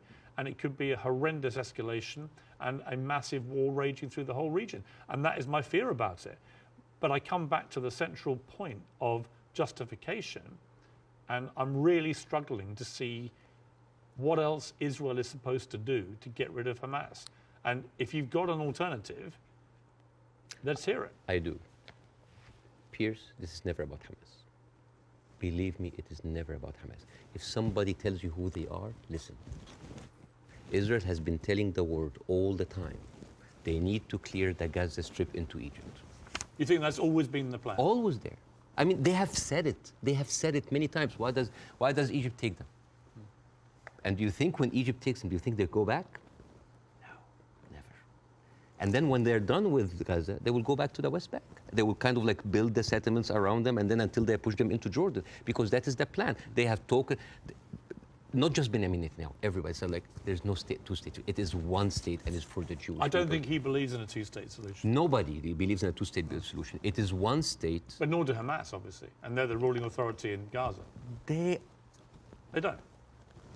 You see what you're comparing? It's a militant group. It's a small militant group. But they are Israel as a nation. They are the elected political leadership. They were elected in 2006, and 50% of the people in Gaza right now are under the age of 16. They were not even born. I understand. Yeah, like so. And the so all right. So Bاسم, let's agree about that. But that's the circle state. It's I understand. It's a circular firing squad. Hamas. I know. But okay, let's move forward. Oh, yeah. Let's assume somehow we get to a place, possibly at the instigation of countries like Saudi Arabia and others getting directly involved, where you get to a place where Hamas are removed, and I don't quite see how that happens without enormous further bloodshed, but let's assume they get removed. Let's assume that Netanyahu is removed from office, which I think is highly likely just from the fury of his own people about what they see as the defensive and security failings, plus his attack on the Supreme Court already causing huge polarization. Let's assume we get new leadership in both places. Could there still be peace? Could there still be a two-state solution? No. It can never happen. No, because Israel have already shown it's not about Netanyahu. It is the policy of Israel not to give the Palestinians their seat. It has always been there. But what if you find leadership that understands? You will not. But why are you so... You will not. Why do you not think so? Because Israel has been... But they would say the same about the other side. And I remember. Who has the power? Let me give you a parallel. Obama in his book. Let me give you a parallel. Okay. Let me give you a parallel. Northern Ireland. Okay. Northern Ireland appeared to be completely intractable, with the IRA and the loyalist paramilitaries trying to kill each other. In the IRA's case, trying to kill British people as well, because they did not want this to go the way that people wanted it to go. And ultimately, we got to peace because we found leaders who actually had the courage, to get in the room with the people that were trying to kill them and to do a deal. I don't think you can do that with Hamas. They're on a different scale altogether to the IRA. But we did have a seemingly intractable place riddled with violence on both sides, and eventually we got peace. Do you not see there's any chance of doing that here? No, not with Israel. Obama, after he left office, he wrote in his book, the problem with the Palestinian-Israeli conflict is that one side is extremely powerful and one side is extremely weak. There is absolutely nothing to oblige that strong side to give anything. All over the years, Israel showed you many times that they are not interested in peace. Leave Gaza. Forget Hamas for a second. The West Bank. What have they been doing in the West Bank? The illegal settlements did not stop a single day. No, they no. Are and it's completely wrong. Yeah, but the thing But it's wrong. I agree with you. But you see what they're doing in the West Bank right now? They are creating little Gazas. They are creating little Gazas. Yeah. And until they are like squeeze them. It's completely wrong. There is a hilarious documentary called The Wanted 18. It is like an Israeli-Palestinian co-production. And it tells about the incredible story about the residents of Beit Sahur. It's a Palestinian town next to the Nazareth. And they said they don't want to depend on the milk coming from the kibbutz. So they bought 18 cows. 18 cows.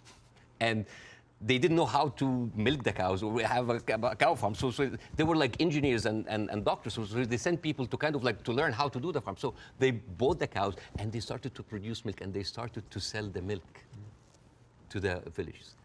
The Israeli authorities were not very comfortable. So one day the military government came in and was like, those cows, and I quote, constitutes an existential threat to the national security of the state of Israel. You need to get rid of them. And the movie goes about like the hilarious attempts of hiding those cows between the butchers and the houses. And in one scene, a cow is actually running and the Israeli soldiers are like running behind it and they corner it and they corner it and they're about to kill it. And you know what did the cow say? You didn't fall for this. Cows don't speak. Yeah! But you know, it actually said something. You know what did it say? It said Hamas. But anyways. But you see, this is the ideology of the Israeli ruling party. They are not interested. They're not even allowing you to get your own cows. I mean, I want to discuss something that is very important because we have been talking about Israel being a democratic state, a secular state for all of its citizens, including its Arab residents, right? Wrong, Yes. wrong, wrong, wrong. 2018, there was a resolution that was offered in the Knesset that say that Israel should be a state for all of its citizens. That seems basic, right? That resolution was not even allowed to be discussed. It's like, wait, why? And the rebuttal was, Israel being the state of all of its citizens would threaten the character of the Jewish state. There is, I have a friend of mine, his name is Andrew. He's Palestinian Christian, they do exist. And his family comes from a town called Tarshiha. As many Palestinian towns, these were like, you know, had another Israeli town called Kafar Vradim. It is a left-leaning town. They voted against Netanyahu by 70%. And they announced an auction to sell houses. And then they noticed that most of the applicants were Palestinians. They canceled the auction. Why? Because in each Jewish town, there is something called admission committee that can decide who can live in this town. Sounds like Jim Crow for me. And then they canceled. And you know what they say in the reason? They say, Kafar Vradim welcomes all citizens of Israel despite their race, gender, or color. However, the majority of the town would like to preserve the character of the town as being Jewish, Zionist, and secular. How does this go together, secular and Jewish aside? You know, and this brings me to this picture. This is a very famous picture. You know, remember this picture? I'm sure you've seen it. Yeah. This, for the people who don't know, this from San Augustine, Florida, 18th of June, 1964. This was a white-only motel. And these are black activists who wanted to defy the law and jump into the hotel. This guy, he's the owner of the hotel. His name is James Brooke, and he was pouring acid to scare them out of the hotel. His neighbor said that James Brooke was a victim because he was just following the law. And you know what James Brooke said? He said, it's not like I don't like black people. I just don't like them in my swimming pools. Now, if an official said that, wouldn't you say that this town has kind of a systemic racism? Yes. This quote was not said by James Brooke. It was said by Deton, the head of the Galilee municipality, when he said, I don't like Arabs. I don't just like them in my swimming pools. The town of Nazareth Elite, 2010, the Arab Christians in the town, they requested to set up the Christmas tree next to Nazareth. This is the birthplace of Jesus. And you know what they said? We cannot have it because non-religious, non-Jewish symbols would offend Jewish residents. But this comes back to what you were saying at the start, which is about the hate on both sides. No, I'm not talking about the hate. I'm talking about this shining example that Israel won't tell the world that we are like the Western world. We are secular. I don't know if you know this, but they're not just like secular, like Christians against their own Arab. I'm talking about like Arabs with Palestinian, with Israeli identity. I'm talking about them being even racist against their own people. 1950, Yemenis immigrants that came from Yemen, and they were in the transition camp waiting to be transferred into Israel. Their kids were taken away from them and given to white Ashkenazi Jews because they were not white enough. But Basim, what would happen if a Jewish person went to Gaza? Why would they go to Gaza? Exactly. Even I wouldn't go to Gaza. Exactly. That's my point. Yeah, it's a dystopia. But I'm just. So it's not just. You're raising points about Israel, making out that somehow they're as bad or worse. No. But what's going on there? Hamas has ruled over the Palestinians in the most oppressive way imaginable. Absolutely, but you know what? Hamas never claimed that they are the only democracy in the region. They never claimed that they are secular. They never said that they adopt Western tradition. And they definitely, they did not use that lie in order to carpet bomb a whole country. Okay. Now here, I want to say one example. And I'm going to leave you. All right. Israel, you think that Israel will by the way, the whole thing about the Yemeni children, you can find it in New York Times. It's called like the lost children of Israel, the forgotten. But even when Ethiopian people were immigrated to Israel, Ethiopian Jews, women then report, 2013, that's not like 50 years ago, they reported that they were given against their consent and without their knowledge contraceptive shots so they wouldn't reproduce because they are the wrong color. Israel is a racist, apartheid country that is projecting this shiny example of secularism and democracy for the people so people can accept whatever they do because they look at Palestinians as lesser people. This is the whole point. This is the whole point. And I would like to quote Winston Churchill. He had a quote that say, I don't believe that we have made a great wrong to the Red Indians of America or the black people of Australia because they were replaced by a higher race, a stronger race, a more world-wisely race. This is why Queen Rania is criticizing the West. This is why we here said, like, where are your values? Because this is the crux of the problem. It's not Hamas. It's not Palestine.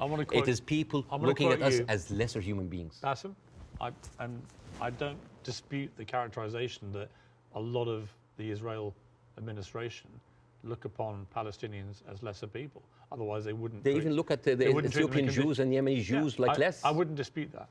I want to quote you to end this. No, why would you end this? Don't end this. We'll be talking for 2 hours. Why not? At some point, we're having an amazing time. We can do another interview. Well, this one goes big. I think this is a neat way to end it. He said, I actually believe there is a middle ground between everybody and they can meet. I direct my criticism for the extreme of each one of them. That was you, Baasim Yusuf. I agree with that. But I don't share your view there can never be peace in this region. I think there can't be with the current leadership structures in both countries or both places. But I definitely think you've got to be optimistic about peace. You just need to find people who can forge it. I hope so. But the reason, listen, I refused to come on your show when your producer first called me for the first interview because I was scared. I was afraid. For me, that was a career suicide. because I'm talking. This is even important because you are someone who's always talked about like against cancel culture, about like speaking your mind out, speaking your mind out. I left Egypt and I came to America, the land of the free, the home of the brave. But I didn't know that there was a fine print said that you cannot speak about Israel. I have issue with that. Israel is a foreign country. They're allies. Good. But you can speak about Israel.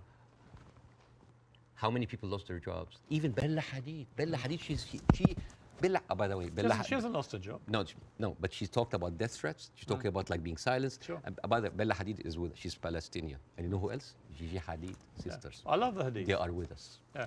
Anyway, so. I know them both, they're very nice. Yeah, but the thing is, if you are that high and you cannot speak about it, and it's not about, it's Well, like. you can, you just have to have, yeah.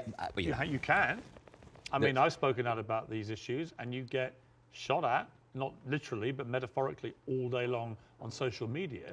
But that shouldn't stop people from doing it. I'm just like wondering, as an American. You do? As an American, yeah, but like, I'm doing now because like the first interview went well. Right. I'm doing that because I want people to see that you can really speak up and not just get canceled, but get rewarded. My career is going fine. Yeah. It's great because I want people to have the courage. There should be no limits. I'm kind of like so confused as an American citizen why every American presidential candidate have to go and kiss the hand and bend the knees to AIPAC. This is a lobby that works for a foreign country interest. Why don't we have like a lobby for Saudi Arabia? At least they're giving us more money. You know the great thing? You can say that here. Yes. You couldn't say it in Egypt. That's why you're living here. Yes, but again, a lot of people feel the burn, the heat whenever they come down. If I was an American, I'd be going, oh, all right, Basim, all right, we'll take the criticism because you can do that in this country. And I'm happy. When you criticize the government in your own country, they drove you out. Yes, and that's why I came to America, to play the white man's game, to actually to pass this acquired white privilege to my children. But the problem is, it's not just a country of white people. But here's the problem. And the white man's game, the game in America is not a white man's game. It's a game that actually has a democracy and believes in freedom of speech. But there are dog whistles everywhere. You're not going to be put in jail for this interview. Or I can lose my career and I can lose jobs, and you know that. You could in Egypt, you could. No, here you can't. In Egypt, they arrested you. Here you can't. And they threatened you, and you would have probably ended up in prison or dead. Here, a lot of people lost their jobs because they spoke up. It depends what they say. Of course, but again, if you're Kanye West and you spew anti-Semitic garbage, I'm not. You're going to lose. You're going to lose what you have. I will never adopt that kind of point of view. But the thing is, there is dog whistles everywhere. As I told you at the beginning, you cannot just say it's like anti-Semite. Like, I mean, now, how come that the Palestinian flag is outlawed? By the way, it's outlawed in Israel. If you raise the Palestinian, you go to jail. And now they're saying like the Palestinian flag is a pro-Hamas. No, it's not a pro-Hamas. You know, I was doing a comedy show in Arizona, and a guy was like wearing like a kufiyah, like a scarf, and I took it, and I'm not like in hyperbole and like wearing symbols, but I just took it because like, why are we going to outlaw colors and flags? That is absurd. That is not right. I agree. I don't think you should, but you should certainly outlaw Hamas. They're already outlawed. I mean, I'm not supporting them. Because they're a terror group. Okay. But the people with the power, the people who supposedly have the... And you should, by the way, I will say this, you should be able to criticize the Israeli government without being accused of being anti-Semitic. But I have in this interview repeatedly, and I'm not anti-Semitic. I just have a problem with all of what the Israeli government's been doing. And I have a problem with how any criticism to Israel by some circles here are considered anti-Semite. This is not fair. But a lot of the people doing it are actually anti-Semitic. Yes, but also a lot of Zionists are against Israel, that they hate the Jews. You know, we've discussed that. I want to end on a happy. But before that, I want to just like say 2 words about the media, which is, please. Sure. Mr. Zomlot, the Palestinian ambassador that you have, this guy lost 6 members of his family in an Israeli strike. And when he went on like some British news thing, he sat down and the lady told him, it's like, we are very sorry for your personal fun. I'm sure you don't condemn the killing of Israeli civilians. What? In the same moment. There's another girl like called Yara Eid. She was like on Sky News. And the girl was like crying, like, I lost 30 members of my family, 17 of them are children, I lost my best friend. And then, what did you think would happen forget about empathy. I think a lot of people, what about manners? Well, I think you have to start, I've said this repeatedly, you have to start from a place of humanity. You have to look at what happened on October the 7th and feel utterly outraged and disgusted for the loss of human life. Yeah. And you also have to feel that for what's happening in Gaza to innocent people. But and if you can't feel for both sets of people, both sets of innocent people being killed, if you can't feel a sense of despair and horror over their deaths, you don't have any humanity. Believe me, Pierce, it's not really about that. There's a deep sentiment in the Middle East, in Arabs, that the West do not look at us as equals. Well, you know what? So what I did, I went to the machines. Yeah. And I asked ChatGPT simple questions. Do Israelis deserve to be free? And you know what they tell me? Yes, Israelis deserve the right like any other people. And then I asked the same question, do Palestinians deserve to be free? And you know what they tell me? It is complex. It is a sensitive issue. Well, it's not complex. It's not sensitive. The Palestinian people should be free. Yeah, but And they even should- the machines let me have... finish. And they should have exactly the same rights to freedom and freedom of expression and the way to lead their lives and to water and to power and to internet that Israelis have and we have here in America and we have back in my home country of the UK. And I want that for the Palestinian people. We've got to end it there. Okay. Mainly because I've worked up a hell of a All hunger right. in 2 hours of interview, and you have brought your wife's cooking. So, okay, Hala. So tell me again how I do this. Okay, so basically... Take a piece of this, You- put you- it in you- the olive oil, Yes. which is from the West Bank, Yeah, from the West Bank. and then a little bit of this, Yes. like that. Yes. This is like amazing oil coming from the olive tree. This has come from the West Bank. Since 1967, Israel have actually uprooted 800,000 olive trees, just to... That is absolutely delicious. I know. Please thank your wife for me. Thank you. Wish her all the best and her family, particularly those who are obviously in Gaza. It's been great to see you Thank you so much. in America. Let's do it again. Let's do it again. Let's keep talking. Yes. I honestly think the way through this is people keep talking. Yes. Good Thank to you. see you. Thank you so much.